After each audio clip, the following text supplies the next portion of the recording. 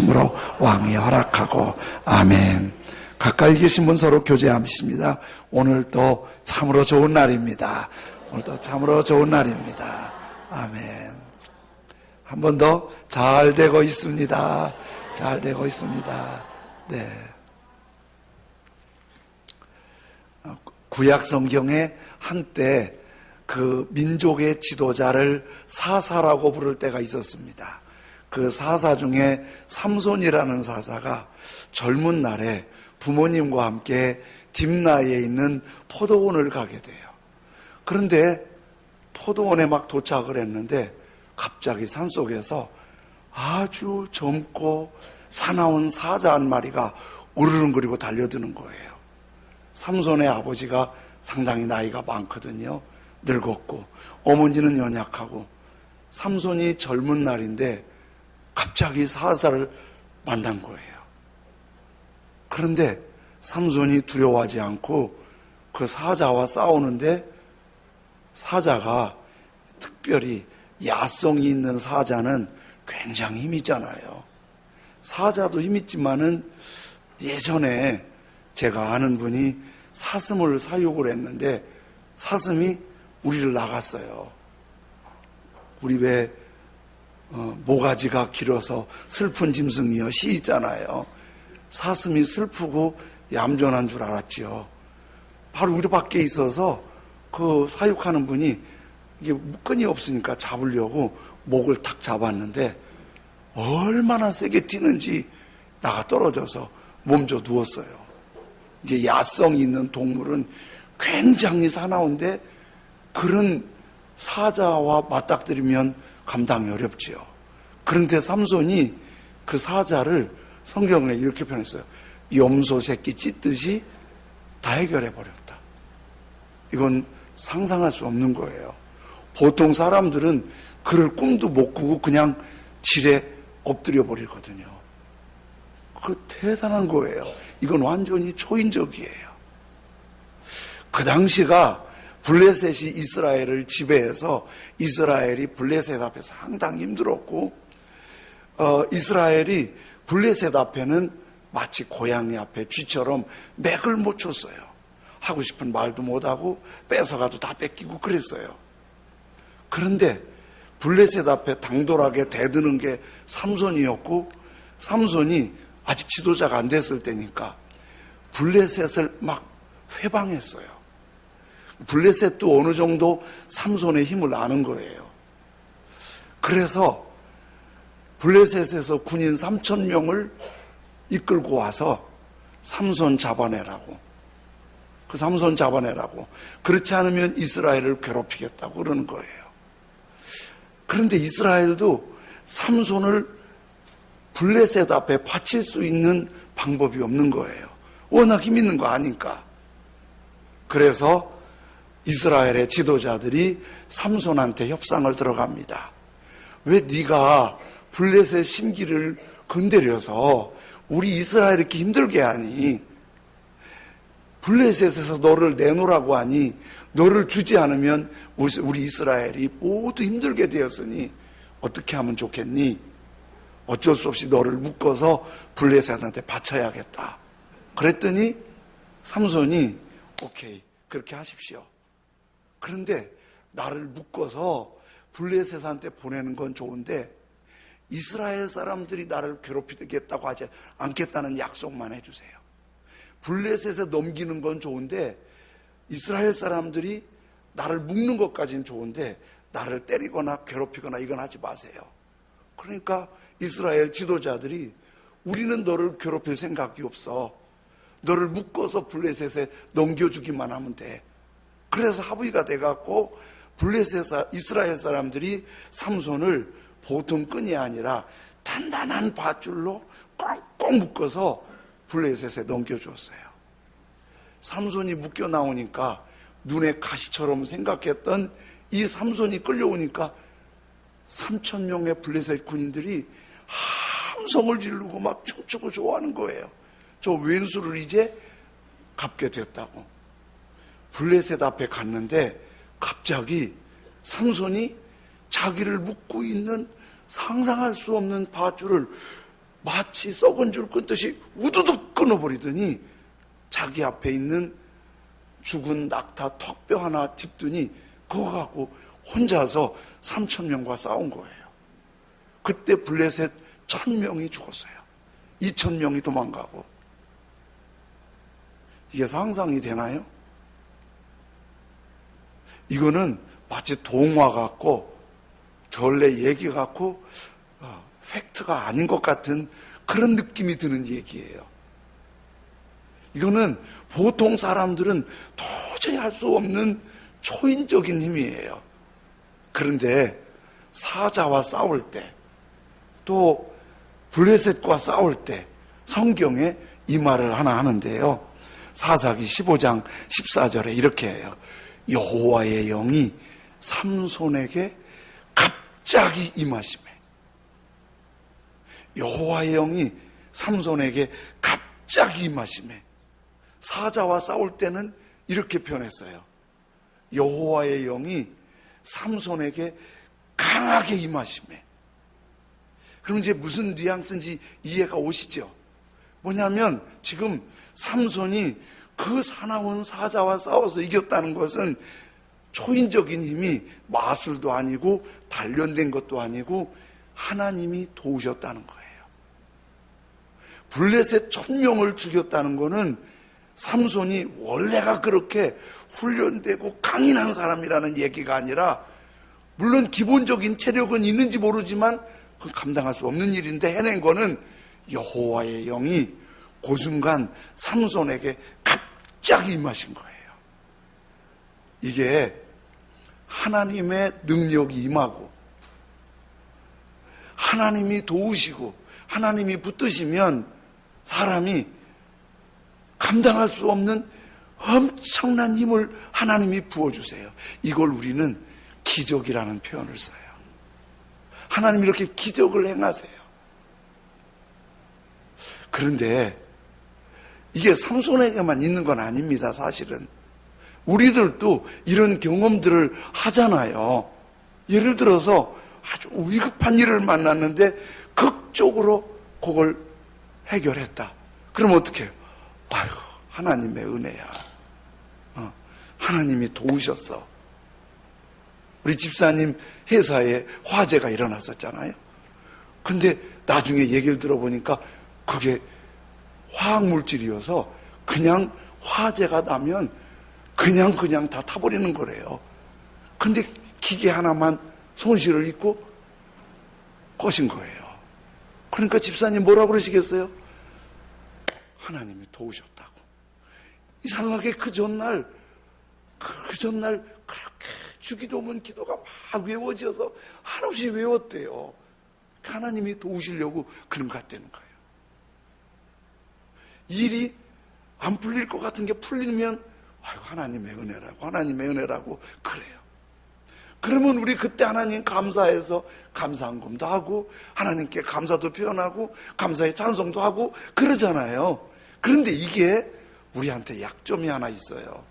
한번 감사한 게 마르고 닳도록 감사하지를 못하고 이게 흐려져요. 그렇게 울면서 감사하다가 어느 순간 뭐 때가 돼서 그런 거지 뭐. 될 때가 됐으니까 그런 거지. 그게 그거만 탈래니까 그랬지 뭐. 이렇게 이제 하나님에 대한 하나님의 은혜와 도우심에 대해서 무뎌져요. 특별히 신앙생활 오래 하다 보면은 처음에는 감사하고 눈물을 흘리고 막 감사한금도 하고 11조 하다가 어느 순간에는 나만 손해보는 것 같고 왜 그 안 해도 잘 되고 있는데 그런 거예요.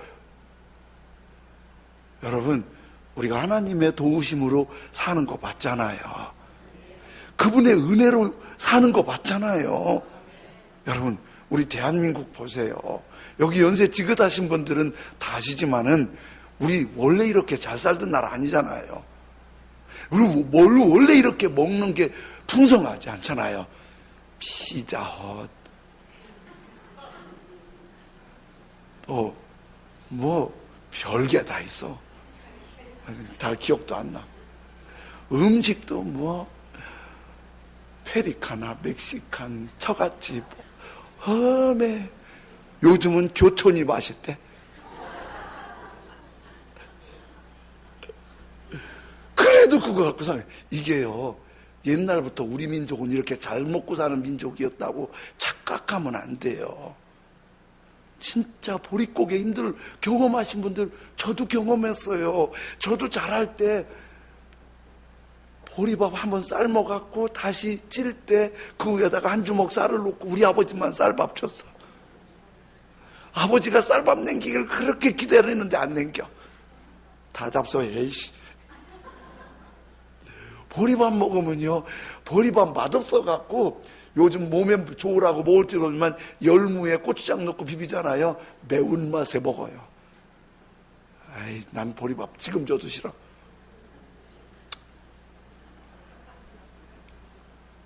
그런데 우리가 이만큼 이렇게 도로가 좋고 공원이 잘 꾸며져 있고 이렇게 살만한 게 하나님이 도우신 거예요. 우리가 잊어버리고 있어요. 삼손이 그걸 잊어버렸어요. 하나님이 도우셨고 은혜 베푸셨다는 걸 잊어버리면 어떻게 되냐면 감사가 사라져요. 예배가 무너져요. 기도 잘 안 해요. 그러면서 하나님보다 세상을 더 좋아해요. 먹고 즐기고 놀고 막 이런 거는 얼마나 발달하는지 몰라요. 그러면서 예배는 다 무너져요. 삼손도 사자를 이겼을 때 얼마나 감동했을까요? 블레셋을 이겼을 때 얼마나 노래했을까요? 어느 순간 이렇게 생각해요.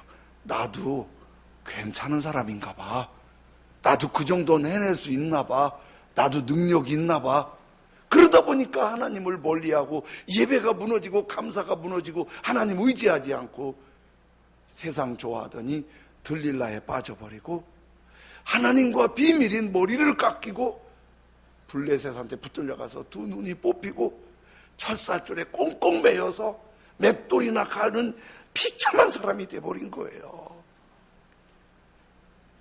하나님이 도우시는 걸 잊어버리고, 그러니까 하나님과 관계가 무너지고 예배도 무너지고 감사도 찬양도 무너지고, 그러니까 삶이 힘들어지는 거예요. 삼손이 나중에 맷돌 갈고 블레셋 사람들한테 보역적인 너무 쓰라린 아픔을 당할 때 마지막 이렇게 기도해요. 삼손이 여호와께 부르짖어 이르되 주 여호와여 구하옵나니 나를 생각하옵소서. 하나님이여 구하옵나니 이번만 나를 강하게 하사. 지금 이게 무슨 기도냐면요, 온 블레셋 사람들이 삼손을 장난감처럼 갖고 놀다가 죽여버리려고 그러는 판인데 삼손이 그 비참한 상황에서 엉엉 울면서 기도했을 것 같아요. 하나님, 내가 기도하는데 이번만 나 좀 한 번 강하게 해주셔서 원수한테 보복 좀 하게 해주세요. 이게 하나님의 도우심, 하나님의 은혜를 잊어버린 아픔의 기도예요.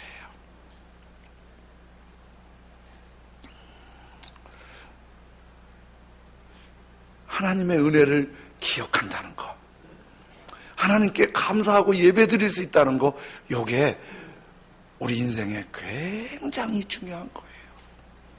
이게 느헤미야를 우리 보는데요, 느헤미야가 포로로 잡혀간 유다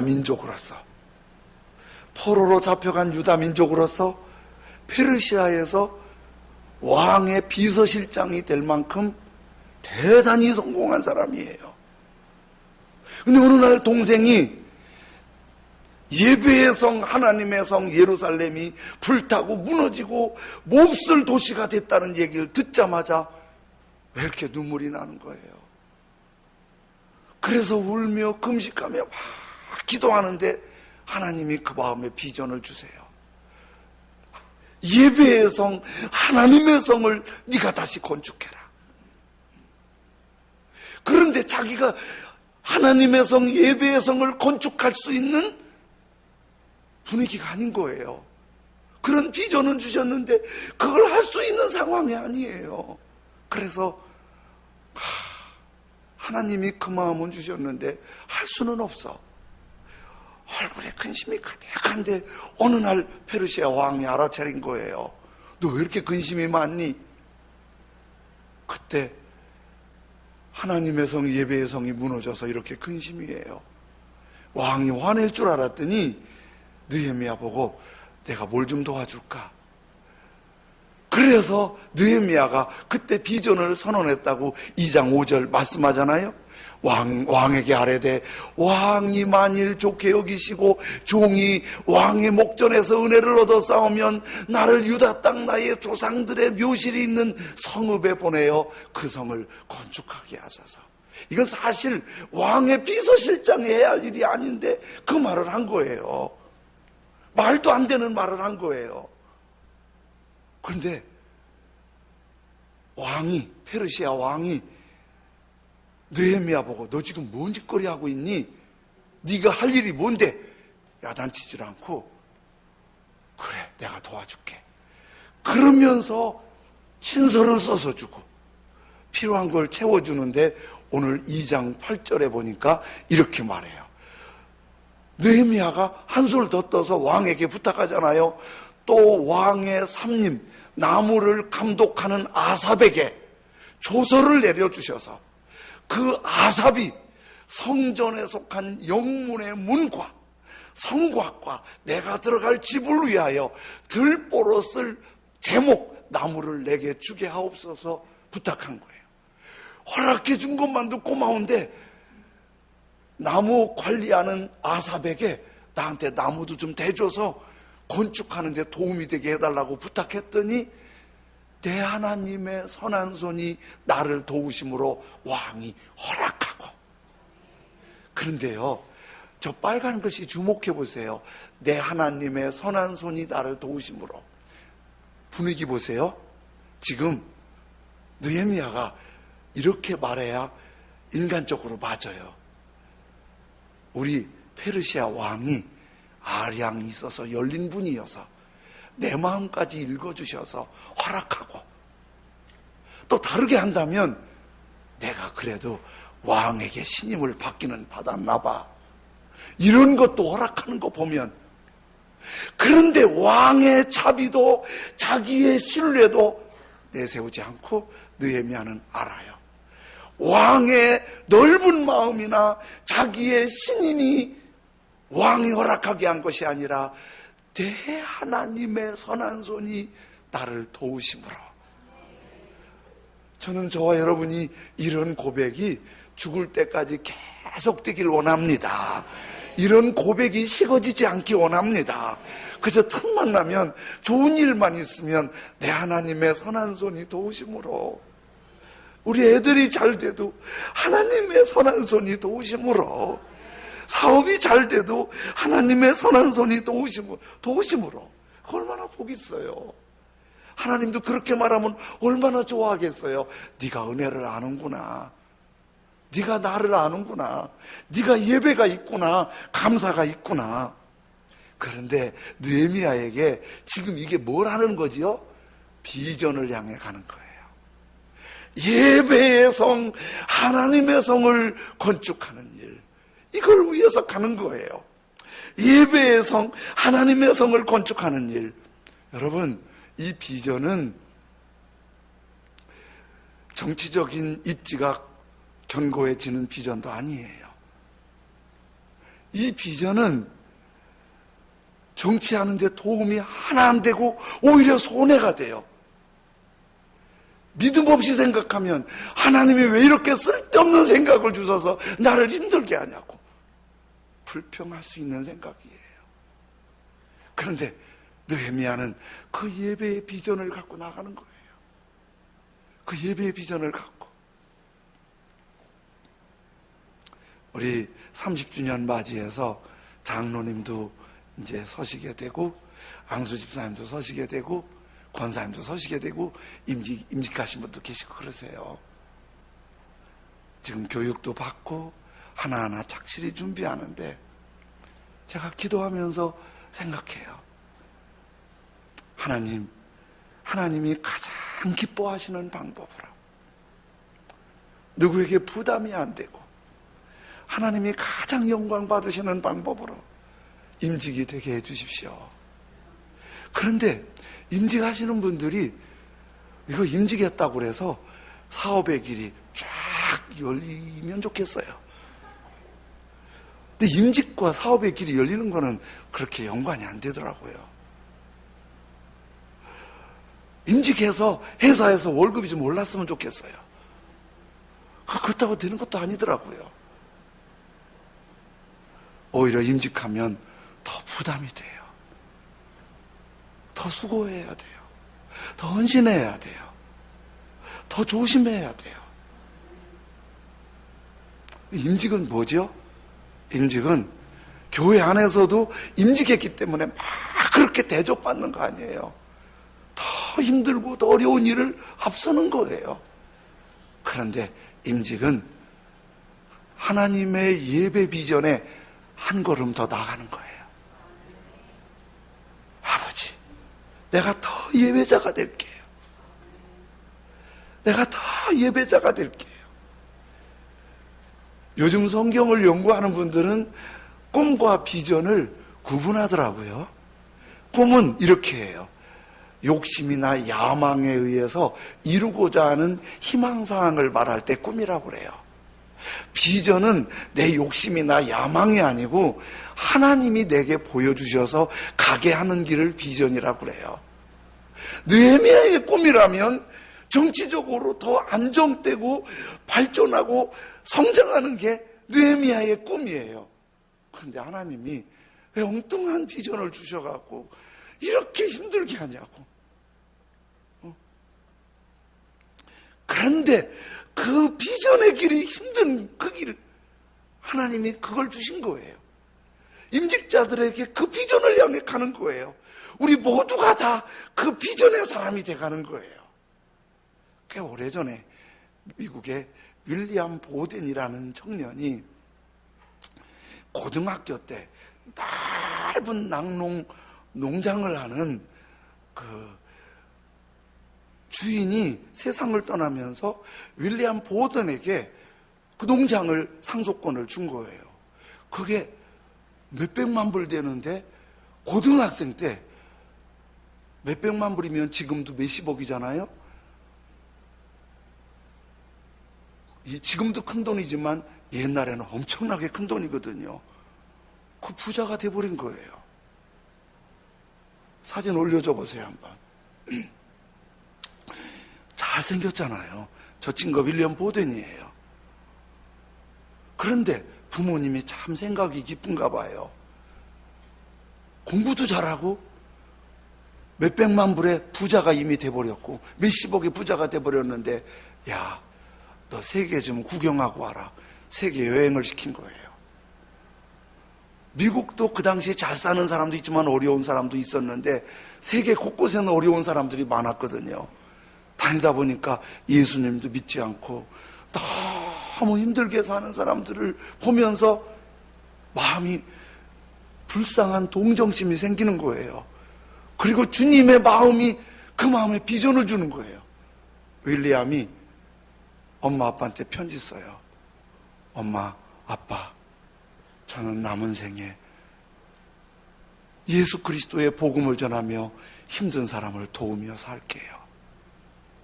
편지를 보내놓고 자기 성경책 뒤에다가 이렇게 메모를 해요.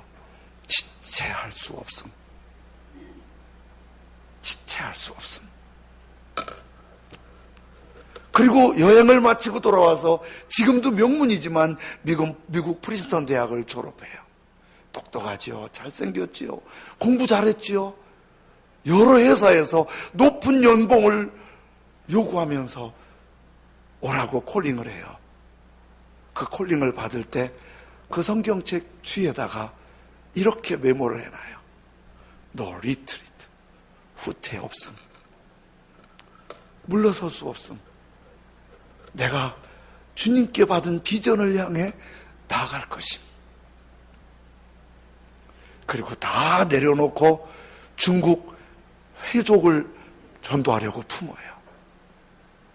그리고 중국 회족에게 복음을 선교하러 가려고 생각하다가 여러 가지 데이터를 조사해 보니까 이집트 가서 먼저 훈련받는 게 좋을 것 같아서 저렇게 똑똑하고 잘생긴 청년이 이집트 훈련받으러 가요. 갔다가 한 달 만에 뇌막염에 걸려요. 그리고 거기서 하나님의 부름 받아요. 믿음 없는 사람들은 윌리엄을 비난했어요. 하나님의 뜻을 잘못한 거야. 하나님의 뜻을 이해하지 못했던 거야. 하나님의 뜻이면 그럴 리가 없지. 그런데 윌리엄은 성경 뒤에다가 이렇게 메모하고 마무리해요. No regret. 후회 없음. 후회하지 않아요. 잘 나가서 성공했다는 사람들이 불안장애, 공황장애, 고생하는 사람들이 있어요. 만족하지 못해서. 네로라는 사람들이 강물에 뛰어들어서 뉴스에 나와요. 그 정도면 성공했는데 힘들어서. 그렇게 공부 잘하고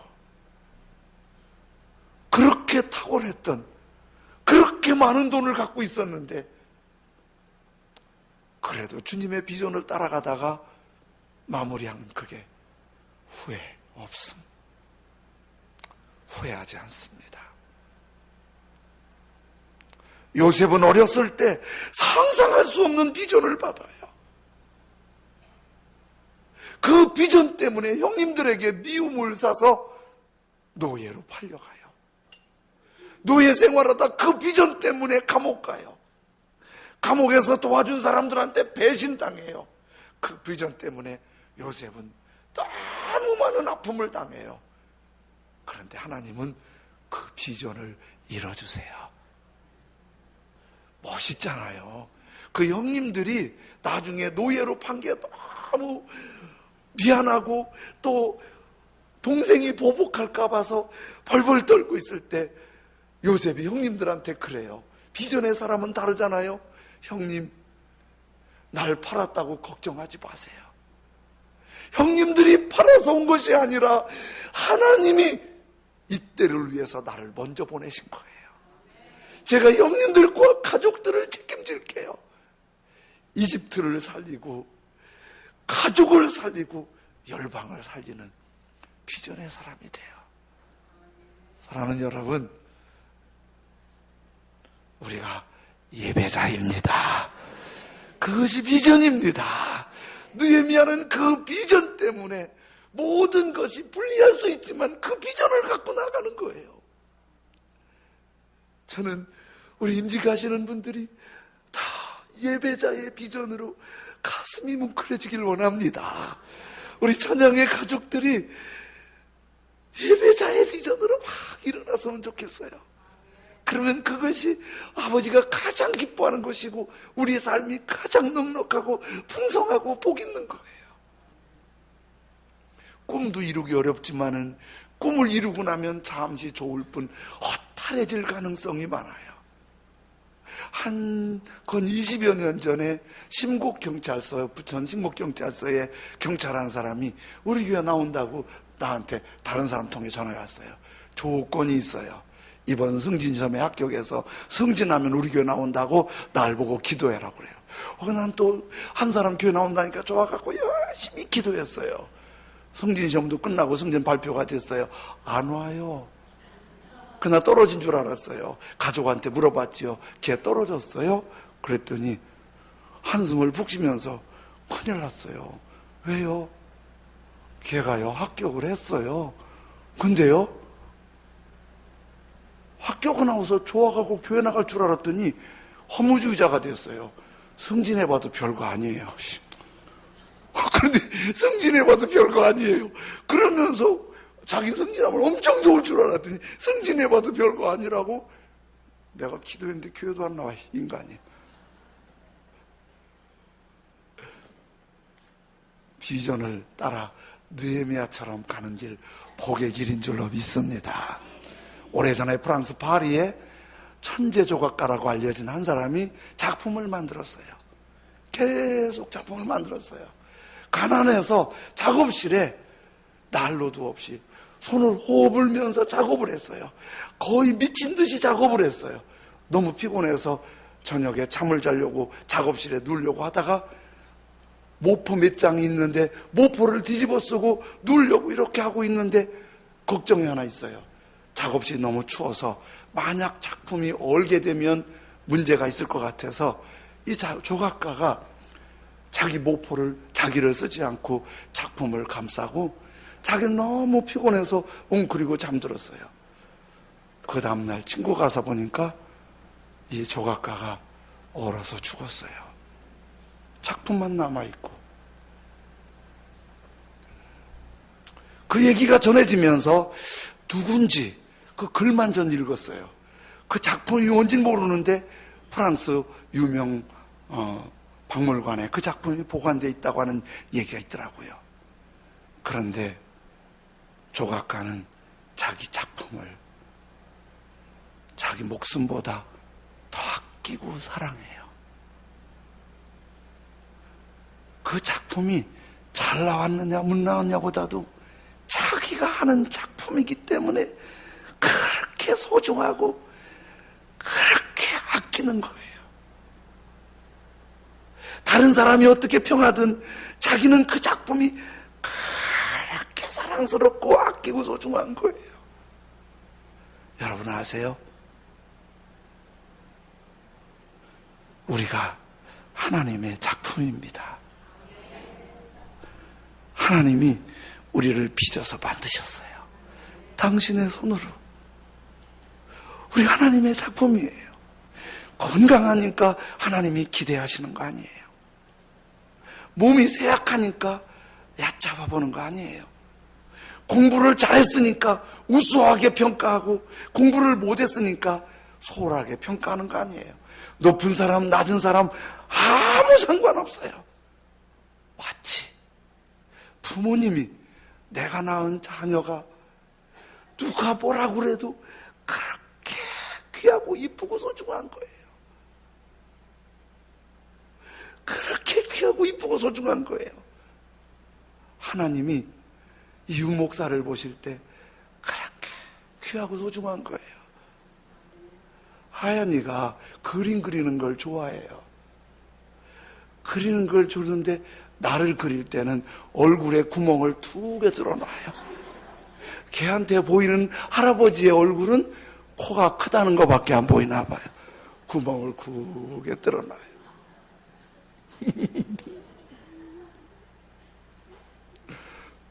우리 손자들이 내 치아를 닮았다고 툴툴대요. 그래서 내 치아가 조금 어지럽게 생겼잖아요. 내 치아가 좀 어지럽게 생겼잖아요. 저도 자라면서 코 때문에 치아 때문에 스트레스 많이 받았어요. 근데 어떤 분이 치아가 아주 고르게 제 연배인데 고르게 있으세요.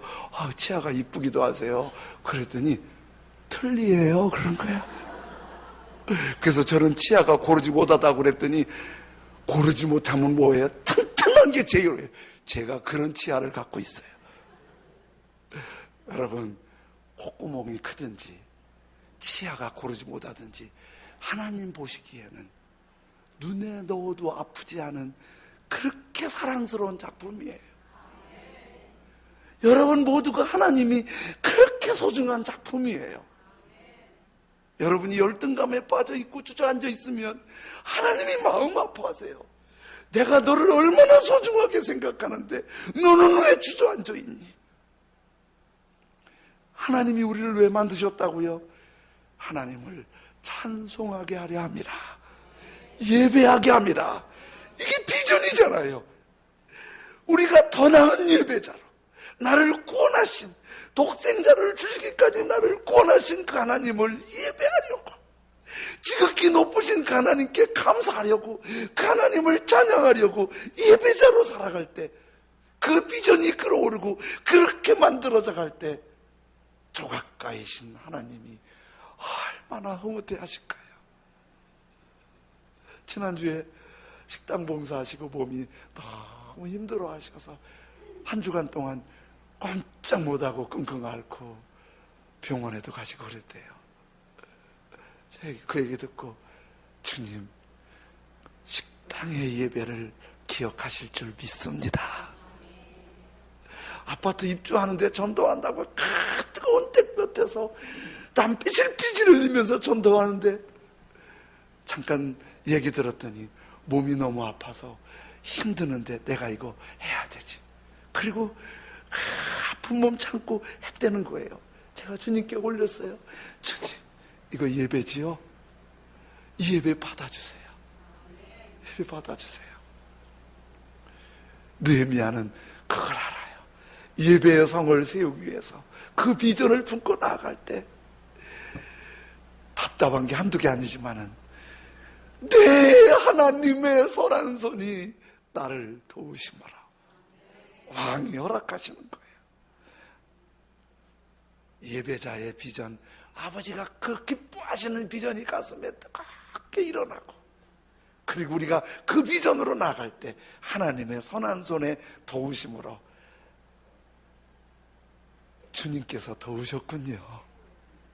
주님께서 도우셨군요. 이런 고백들이 수시로 평생 많아질 수 있기를 원합니다. 우리 그 찬송 부르죠. 주 선한 능력으로 안으시네. 그 크신 팔로 날 붙드시네. 절망 속에도 흔들리지 않고 예배하는 모습으로 사랑하는 주 얼굴 구하리. 선한 능력으로 일어서리. 예배자로 일어서겠습니다. 선한 손으로 나를 붙드시고 승리의 노래가 있게 하여 주옵소서.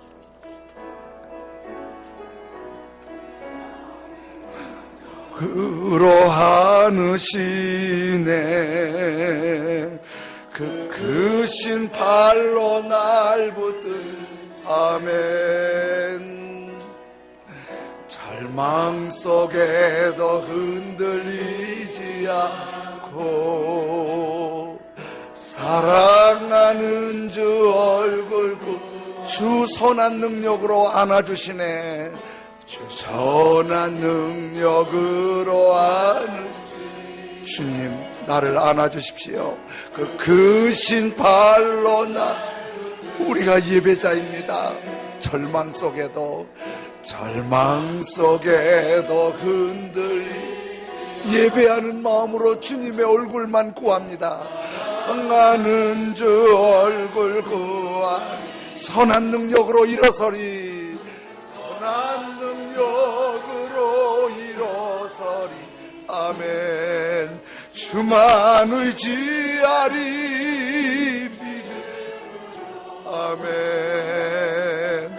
우리 고대 안에 주오실 그날 영광의 새날을 맞아.